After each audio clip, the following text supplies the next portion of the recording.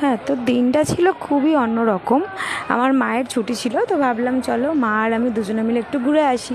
চলে গেলাম বরানগর পাটবাড়িতে। এইটা হলো যজ্ঞেশ্বর বাবার মন্দির আর মা মঙ্গলচণ্ডী মন্দির। ওই যে সামনে পাটবাড়ি। আমি কিন্তু প্রথমবার এসেছি এই পাটবাড়িতে বরানগরে। তো মাকে আর লিকজিকে নিয়ে ভেতরে চলে আসলাম। এটা হলো আসল মন্দির, রাধাকৃষ্ণের মন্দির, যেখানে বাইরে দুটো কলা গাছ রয়েছে এবং খুব শান্ত শিষ্ট নীরব একটা পরিবেশ।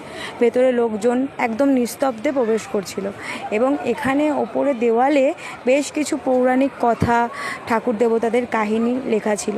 সামনেই দেখতে পেলাম প্রভু নিতাইয়ের দুটি চরণ। প্রভু নিতাই গৌরাঙ্গ নাকি নিজে পানিহাটি ঘাট থেকে এই পাটবাড়িতে গমন করেছিল এবং তাদের পদাধূলি দিয়েছিল এই স্থানে। সেই ক্ষেত্রে এই জায়গাটা এত স্মরণীয় হয়ে উঠেছে এবং বিভিন্ন পৌরাণিক কথাবার্তা, আলোচনা এখানে লেখা রয়েছে। খুবই ভালো লাগলো আমার